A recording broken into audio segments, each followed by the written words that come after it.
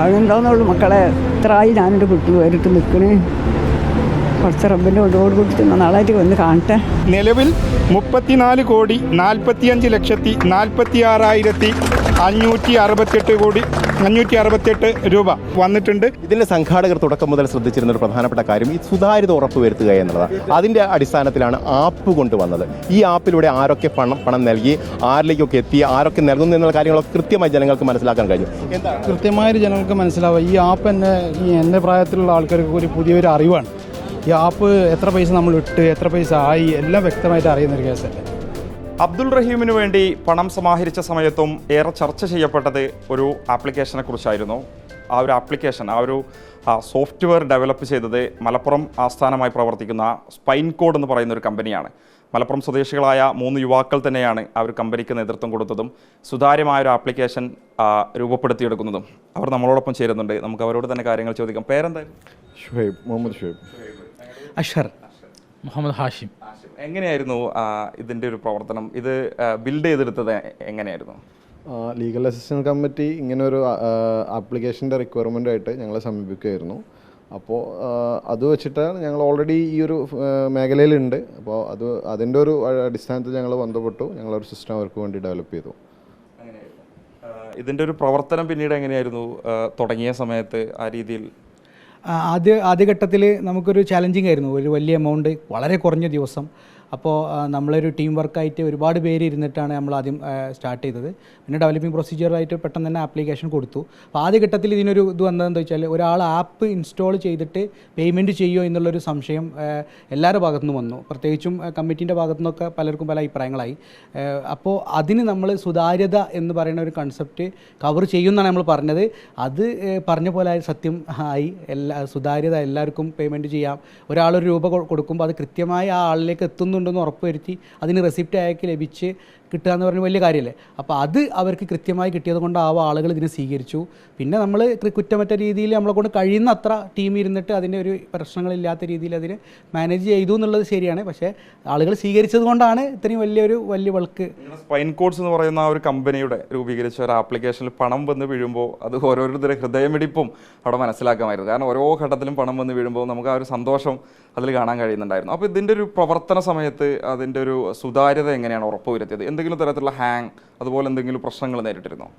ഇല്ല, അങ്ങനത്തെ പ്രശ്നങ്ങളില്ല. ഓൾറെഡി നമ്മളത് ഒരുപാട് ടെസ്റ്റിംഗ് കഴിഞ്ഞിട്ടാണ് നമ്മൾ അവർക്ക് കൊടുക്കുന്നത്. അപ്പോൾ അങ്ങനത്തെ ഒരു ബുദ്ധിമുട്ടുണ്ടാവില്ല. പിന്നെ ബാങ്കിൻ്റെ ഭാഗത്ത് നിന്ന് സെർവർ ഡൗൺ മാത്രം ഉണ്ടാവും. അത് ഞങ്ങൾ കൃത്യമായി കവർ ചെയ്യാനുള്ളൊരു ടീം ഇവിടെ ഉണ്ട്. അതിനനുസരിച്ച് ബാങ്ക് ഓട്ടോമാറ്റിക്കലി മാറ്റിയിട്ട് തന്നെ നമ്മൾ അതിനെ കവർ ചെയ്യുന്നുണ്ട്. അപ്പോൾ പിന്നെ ഞങ്ങളെ ഭാഗത്ത് നിന്ന് മാക്സിമം ഞങ്ങൾ അത്രയും ടെസ്റ്റ് ചെയ്തിട്ടുണ്ട്. ഈ മലപ്പുറം ജില്ല കേന്ദ്രീകരിച്ച് തന്നെയാണ് തുടങ്ങുന്നത്. നിങ്ങൾ 3 പേരും സുഹൃത്തുക്കളാണെന്നാണ് ഞാൻ മനസ്സിലാക്കുന്നത്. എങ്ങനെയാണ് ഈ ഒരു കമ്പനിയിലേക്ക് എത്തുന്നത്? ഞങ്ങൾ 3 പേര് അടുത്ത സുഹൃത്തുക്കളാണ്. അപ്പോൾ ഞങ്ങൾ പിന്നെ പല ബിടെക് കഴിഞ്ഞ് 2014 പാസ് ഔട്ടിന് ശേഷം ഞങ്ങൾ പല ജോലിക്ക് പോയി. ഞാൻ പുറത്ത് പോയി, UAE എക്സലാത്തിലായിരുന്നു വർക്ക് ചെയ്തിരുന്നത്. ഇവർ 2 പേരും പിന്നെ ഇവിടെയൊക്കെ വർക്ക് ചെയ്തുകൊണ്ടിരിക്കുകയായിരുന്നു. അപ്പോൾ അങ്ങനെ ആ സമയത്ത് പെട്ടെന്ന് ഞങ്ങൾ ഇവിടെ എത്തുകയും ഞങ്ങൾക്ക് 3 പേർക്കും കൂടി ഒരു സംരംഭം തുടങ്ങി നാട്ടിൽ ഇവിടെ സെറ്റിലാവുന്നത്. അതുകൊണ്ടാണ് മലപ്പുറത്ത് തുടങ്ങിയത്. ഞങ്ങൾ ചെയ്യുന്ന പ്രൊജക്റ്റുകളൊക്കെ ഓൾ ഓവർ കേരള ഉണ്ട്. പക്ഷേ നമ്മൾ മലപ്പുറത്ത് ചെയ്യാൻ കാരണം എന്താ വെച്ചാൽ, ഇങ്ങനെ ഞങ്ങൾ വീട്ടിൽ നിന്ന് ഡെയിലി പോയി വരാമെന്ന് കരുതിയിട്ട് അങ്ങനെ ഇവിടെ തുടങ്ങുകയും പിന്നെ ഞങ്ങൾ ആദ്യം ഒരു വീട്ടിൽ ആണ് ആദ്യം സ്റ്റാർട്ട് ചെയ്തത്. ഞങ്ങൾ 3 പേര് മാത്രം. പിന്നീട് 3 പേരെ ഹയർ ചെയ്തു. ഇപ്പോൾ 70ഓളം സ്റ്റാഫ് നമ്മളെ 2 കമ്പനിയിലായിട്ട്, ഇവിടെയും പെരിന്തൽമണ്ണയിലുള്ള റോബോട്ട്സിലായിട്ട് നമുക്ക് 30 കോടിക്കടുത്ത് രൂപ ഈ ഒരു ആപ്പ് വഴി മാത്രമാണ് വന്നിട്ടുള്ളത് അല്ലേ? ഒരു തരത്തിലുള്ള തടസ്സങ്ങളും നേരിട്ടിട്ടില്ല അല്ലേ? തീർച്ചയായും പൂർണ്ണമായും 30+ CR ആപ്പ് വഴി കളക്ട് ചെയ്യുകയും ബാക്കിയുള്ള പേയ്മെൻറ്റ് മാനുവലായിട്ട് ബിരിയാണി ചലഞ്ച്, അതുപോലെ ആളുകളുടെ നിന്ന് നമ്മൾ പാട്ട വെച്ചിട്ട് അഥവാ ബക്കറ്റ് പിരിവ് തുടങ്ങിയതൊക്കെ കറക്റ്റ് ചെയ്തിട്ട് ബാക്കി 4 കോടി കളക്ട് ചെയ്തു. ഈ കുറഞ്ഞ ദിവസമായിരുന്നു അബ്ദുൾ റഹീമിന് വേണ്ടി മുന്നിലുണ്ടായിരുന്നത്. സ്വാഭാവികമായിട്ട് ടെക്നിക്കൽ എന്തെങ്കിലും പ്രശ്നം നേരിട്ടാൽ അത് പണം വരുന്ന ആ ഒരു മേഖലയെ ഉൾപ്പെടെ ബാധിക്കുന്നുണ്ടായിരുന്നു. അപ്പം ഒരു ടീമിനെ തന്നെ ഇതിനു വേണ്ടി മോണിറ്ററിനെ ചുമതലപ്പെടുത്തിയിരുന്നു. ഇതിന് ടീമിനുണ്ടായിരുന്നു. ഒരു പ്രൊജക്ട് മാനേജർ ഉണ്ടായിരുന്നു, കൃത്യമായി മുഹമ്മദ് വൈസ്. അതുപോലെ തന്നെ ഒരു ടീം, ഒരു ടീമായിട്ട്, അതായത് ഒരു സപ്പോർട്ടിംഗ് ടീമായിട്ട് ഒരു ടീം ഉണ്ടായിരുന്നു. അതിനൊരു മാനേജർ ഉണ്ടായിരുന്നു. അങ്ങനെ കൃത്യമായി മാനേജ് ചെയ്തതുകൊണ്ടാണ് നമുക്കത് ടെൻഷൻ ഫ്രീ ആയത്. അല്ലെങ്കിൽ നമുക്കത് ഭയങ്കര ടെൻഷൻ ആവുമായിരുന്നു. അപ്പോൾ ആ ഒരു ടീം വർക്കാണ്, ഒരു മാനേജർ പിന്നെ അവരുടെ കീഴിൽ സപ്പോർട്ടിങ്ങിന് ഒരു സെപ്പറേറ്റ് ടീമാണ്, അതുപോലെ തന്നെ ഡെവലപ്പിങ്ങിൻ്റെ സൈഡിൽ ടെക്നിക്കൽ ഇഷ്യൂസ് എന്തെങ്കിലും ഉണ്ടെങ്കിൽ അതിനെ കവർ ചെയ്യാനൊരു ടീമാണ്. അങ്ങനെ വ്യത്യസ്തമായ ടീമുകൾ ഒന്നിച്ചിരുന്നിട്ടാണ് ഇതിനെ കവർ ചെയ്യുന്നത്. ഇത്തരമൊരു പ്രവർത്തനമായതുകൊണ്ട് തന്നെ എങ്ങനെ സൗജന്യമായാണോ ചെയ്തിരുന്നത്, എങ്ങനെയായിരുന്നു? ഞങ്ങൾ ഇതുവരെ ഒരു പൈസയും വാങ്ങിയിട്ടില്ല. അതിന് പിന്നെ കാരണം ആരോട് വാങ്ങിക്കാനാണ്, അത് പൈസ കളക്ട് അല്ല അങ്ങനെ ആണ്. പിന്നെ ഈ പേയ്മെൻറ്റ് ആവുമോ എന്ന് പോലും ഞങ്ങൾ എങ്ങനെ അതിലെത്തും, 34ലേക്ക് എത്തുമോ എന്നുള്ള ഒരു ടെൻഷൻ ഉണ്ടായിരുന്നു. അപ്പോൾ അതുകൊണ്ട് ഞങ്ങളൊരു ഇതും ചെയ്തിട്ടില്ല. പിന്നെ അവർ ഇപ്പോൾ ഒരു ദിവസം മുമ്പ് അവർ വിളിച്ചിരുന്നു, കഴിഞ്ഞ ഫണ്ട് ആയതിൻ്റെ ശേഷം അവരെല്ലാവരും ഹാപ്പിയാണ്, നിങ്ങൾ ഒരുപാട് കാര്യം ചെയ്തു. പിന്നെ അവരിങ്ങോട്ട് ക്ഷണിച്ചിട്ടുണ്ട്, ഫറൂഖിൽ നിങ്ങൾ എങ്ങനെയായാലും വരണം, ടീം മൊത്തം വരണം എന്ന് പറഞ്ഞിട്ട് അവർ വിളിച്ചിട്ടുണ്ട്. എല്ലാവരും കാത്തു നിൽക്കാതെ പറയുന്നുണ്ട്. അപ്പോൾ അവർ നമ്മളോട് പറഞ്ഞു അങ്ങനെയാണ് നിങ്ങളെ എക്സ്പെൻസുകൾ വഹിക്കും എന്ന് അവർ നമ്മളോട് പറഞ്ഞിട്ടുണ്ട്. ഞങ്ങൾ വേണ്ടാന്ന് ആണ് സംസാരിച്ചിട്ടുണ്ടായിരുന്നത്. ഈ ആപ്ലിക്കേഷൻ്റെ ഒരു രൂപം നോക്കുമ്പോഴേ, അതായത് ഡിസ്ട്രിക്ട് ലെവൽ വരുന്നുണ്ട്, മണ്ഡലം ഉൾപ്പെടെയുള്ള തലങ്ങൾ വരുന്നുണ്ട്. എങ്ങനെയായിരുന്നു അത് രൂപീകരിച്ചത്? അതിൻ്റെ ഒരു ഐഡിയ വരുന്നത് എങ്ങനെയാണ്? ഇതിൽ നമ്മൾ ഈ ഒരു സ്ട്രക്ചർ നമ്മൾ ബിൽഡ് ചെയ്യുന്നത് നമ്മുടെ അവരൊരു റിക്വയർമെൻ്റ് അനുസരിച്ചാണ്. അപ്പോൾ അവർക്ക് ഈ പേയ്മെൻറ്റ് വരുന്നത് ഏത് ഭാഗത്തു നിന്നാണ് അറിയണം എന്നുള്ളത് ട്രസ്റ്റിന് താല്പര്യം ഉണ്ടായിരുന്നു. അതുകൊണ്ടാണ് നമ്മളത് ഇത് വെച്ചത്. പക്ഷേ ഇതിൽ ഓൾ ഇന്ത്യ ഡീറ്റെയിൽസ് നമ്മൾ കൊടുത്തിട്ടുണ്ട്. കാരണം ഇതൊരു ഇൻ്റർനാഷണൽ ഇഷ്യൂ ആണല്ലോ. അപ്പോൾ എല്ലാ സ്ഥലത്തു നിന്നും ആളുകൾ ഇതിലേക്ക് ഡൊണേറ്റ് ചെയ്യുമെന്നായിരുന്നു അവരൊരു പ്രതീക്ഷ. അപ്പോൾ അത് വെച്ചിട്ട് തന്നെ നമ്മൾ ഇതിൽ വർക്കൗട്ട് ചെയ്തിട്ടുണ്ട്.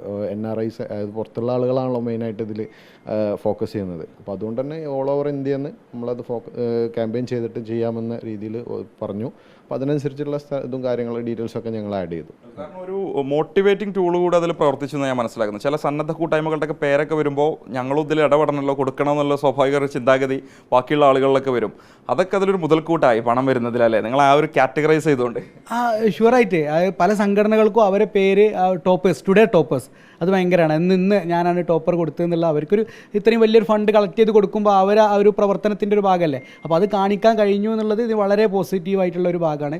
ആദ്യഘട്ടത്തിൽ ഇത് ഗൂഗിൾ പേ വഴിയായിരുന്നു കളക്ട് ചെയ്യുന്നതിന് കൂടുതൽ കോൺസെൻട്രേറ്റ് ചെയ്തിരുന്നത്.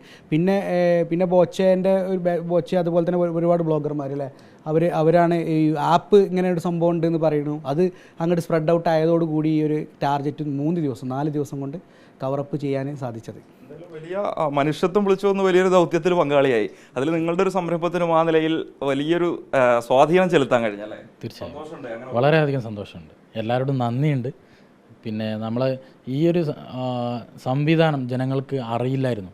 ആളുകളെ പലപ്പോഴും ചിന്തിക്കുന്നത് ഒരു ആപ്പ് ഡൗൺലോഡ് ചെയ്തിട്ട് ആളുകൾ എങ്ങനെ ഇതിൽ പേയ്മെൻറ്റ് ചെയ്യും, അതിനൊക്കെ ആളുകൾ മുതിരുമോ എന്നുള്ളൊരു സംശയം എല്ലാവരുടെ നിന്നും നേരത്തെ അശ്വർ പറഞ്ഞ പോലെ തന്നെ ഉണ്ടായിരുന്നു. പിന്നീട് ഇത് ആളുകളിലേക്ക് എത്തുകയും ഇതൊരു ചുരുങ്ങിയ സമയം കൊണ്ട് ഒരു 4 ദിവസം കൊണ്ട് ഒരു 20 കോടിയൊക്കെ കളക്ട് ചെയ്യാവുന്ന രീതിയിലേക്ക് ഇതിന് 100 കോടിയോ 200 കോടിയൊക്കെ കളക്ട് ചെയ്യാനുള്ളൊരു കപ്പാസിറ്റി നമുക്ക് എത്രയുണ്ട്.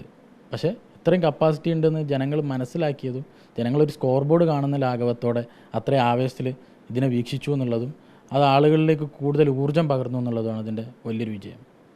ഈ ആദ്യഘട്ടത്തിൽ നമ്മൾ പിന്നെ ഈ ഒരു പ്രൊജക്റ്റ് നമ്മൾ ആദ്യം തുടങ്ങുന്നത് പിന്നെ മുസ്ലിം ലീഗിന് വേണ്ടിയിട്ടൊരു പ്രൊജക്റ്റ് ചെയ്തിട്ടാണ്. ആ സമയത്ത് നമ്മൾ മഞ്ഞളാംകുഴിയിലെ MLA അദ്ദേഹം ഇതേ പ്രശ്നം നേരിട്ടിട്ടും ഇങ്ങനെ ഒരു പ്രൊജക്റ്റ് ഇംപ്ലിമെൻറ്റ് ചെയ്യാൻ വേണ്ടിയിട്ട് നമ്മളെ സപ്പോർട്ട് ചെയ്തിട്ട് അദ്ദേഹമാണ് ഈ ഒരു സംഭവം ഇവിടെ ആദ്യമായിട്ട് ഇംപ്ലിമെൻറ്റ് ചെയ്തത്. അതിനുശേഷമാണ് പിന്നെ മറ്റു പ്രൊജക്റ്റുകൾ ഞങ്ങൾ ഓൾ ഇന്ത്യ തലത്തിലൊക്കെ പിന്നെ IOC-ക്കൊക്കെ ഇങ്ങനെ ചെയ്തിട്ടാണ് പിന്നെ നമ്മളെ ഇവിടെ ഇൻട്രൊഡ്യൂസ് ചെയ്യുന്നത്. റഹീം കമ്മിറ്റിയിൽ PMA ഷമീർ വഴി നമ്മളെ കമ്മ്യൂണിക്കേറ്റ് ചെയ്തിട്ട് ഇങ്ങനെ ഒരു പ്രൊജക്റ്റ് ഉണ്ട്, നിങ്ങൾക്ക് അത് ചെയ്യാൻ കഴിയുമെന്ന് അവർ നമ്മളോട് ചോദിക്കുന്നു. പിന്നെ ഞങ്ങളത് ഏറ്റെടുത്തിട്ട് സ്റ്റാർട്ട് ചെയ്യുന്നത്. ഈ ഒരു ആപ്ലിക്കേഷൻ മോണിറ്റർ ചെയ്യാൻ വേറൊരു ഗ്രൂപ്പ് കൂടെ കണ്ടിരുന്നു, അതും നിങ്ങളുടെ കമ്പനിയുടെ കീഴിൽ തന്നെ വരുന്നത്? അതെ, ഞങ്ങളുടെ കമ്പനിയാണ്. ഞങ്ങൾ ഇവിടെയും അതേപോലെ തന്നെ പെരിന്തൽമണ്ണയിലെ കമ്പനി രണ്ട് പേരിലാണെന്നുള്ളൂ. അത് ഞങ്ങൾ രണ്ടും ഐസൊലേറ്റ് ചെയ്ത് 2 കമ്പനി ആയിട്ടാണ് സപ്പോർട്ട് കൊടുക്കുന്നത്.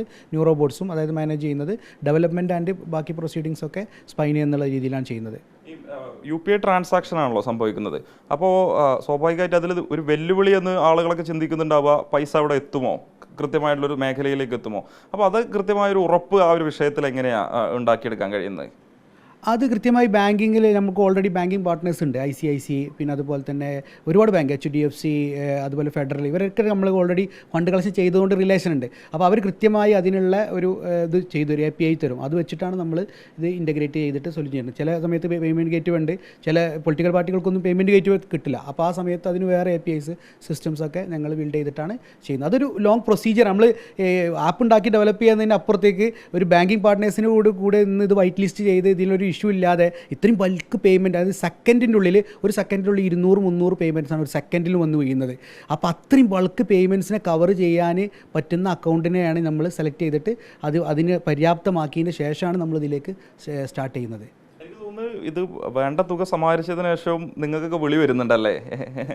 അതെ, അവർ കളക്ട് ചെയ്ത പേയ്മെൻറ്റ് എങ്ങനെ പേയ്മെൻറ്റ് ചെയ്യണം തുടങ്ങിയ കാര്യങ്ങളൊക്കെ ചോദിച്ചിട്ട് ആളുകൾ നമ്മളെ വിളിക്കുന്നുണ്ട്. ഇപ്പോഴും നമുക്ക് നമ്മുടെ വാട്സപ്പിൽ ആയിരക്കണക്കിന് മെസ്സേജുകൾ അഭിനന്ദനമായിട്ടും ബാക്കിയുള്ള കാര്യങ്ങളായിട്ട് ചോദിച്ചിട്ടും മെസ്സേജ് വന്നുകൊണ്ടിരിക്കുകയാണ്. അവരൊരു ഐഡിയ തന്നു, ബാക്കി ഡെവലപ്പ് ചെയ്തൊക്കെ നമ്മുടെ കമ്പനി ആയിരുന്നു. ബാക്കി ഡെവലപ്പ് ചെയ്യും നമ്മളങ്ങനെ പ്രൊസീജിയറായിട്ട് തന്നെ ആദ്യം UI ടീം ചെയ്യും, പിന്നെ ടെക്നിക്കൽ ഡെവലപ്മെൻറ്റ് ചെയ്യും, ടെസ്റ്റിംഗ്, അങ്ങനെ കറക്റ്റായിട്ട് പ്രൊസീജിയർ മെയിൻറ്റെയിൻ ചെയ്തിട്ട് തന്നെയാണ് നമ്മൾ ചെയ്യുക. പിന്നെ ഒരുപാട് ആളുകൾ ഇപ്പോൾ അഭിനന്ദനങ്ങൾ വിളിക്കുന്നുണ്ട്, ഒരുപാട് ആളുകൾ. അതുപോലെ തന്നെ ഇതിൽ കൺസേൺസ് ഉണ്ട് കുറേ ആളുകൾക്ക്. പിന്നെ ഒരുപാട് പേരുകൾ ഇനി എൻക്വയറി, ഞങ്ങൾക്ക് ഇങ്ങനെ ഫണ്ട് കളക്ഷൻ വേണം. അപ്പോൾ ഒരു SMEൻ്റെ കേസിൻ്റെ ഒരു ഇത് അവർ വിളിച്ചിരുന്നു. അതുപോലെ ഒരു ലുക്കീമിയൻ്റെ കേസിൽ അവരൊക്കെ ട്രസ്റ്റ് രൂപീകരിച്ച് ചെയ്യുന്നുണ്ട്. അപ്പോൾ അങ്ങനെ ഒരുപാട് എൻക്വയറീസും ആയിട്ടും കോൾ ചെയ്യുന്നുണ്ട്. ഇപ്പോൾ ഇന്നും ഇന്നലെയായിട്ടും ഒരുപാട് കോളുകളാണ്. അബ്ദുൾ റഹീമിൻ്റെ മോചനം എന്ന കാര്യത്തിലേക്ക് കാര്യങ്ങളെത്തി. അദ്ദേഹം നാട്ടിൽ തിരിച്ചെത്തുന്നു, അങ്ങനെയൊക്കെ എത്തുന്നൊരു സാഹചര്യത്തിൽ കാണാൻ പോകുമ്പോൾ എങ്ങനെയായിരിക്കും? തീർച്ചയായിട്ടും അത് നമുക്ക് വളരെയധികം സന്തോഷമുള്ളൊരു കാര്യമാണ് അദ്ദേഹത്തെ കാണണം എന്നുള്ളത്. ഞങ്ങളൊക്കെ ഒരു ഫോട്ടോയിൽ മാത്രമല്ലേ കണ്ടിട്ടുള്ളൂ. നമ്മൾ അദ്ദേഹത്തിൻ്റെ മോചനത്തിനായി പ്രവർത്തിക്കുകയും അദ്ദേഹം പുറത്തു വരുന്ന ദിവസമാണ് നമുക്ക് ഏറ്റവും കൂടുതൽ സന്തോഷമുള്ള ദിവസം.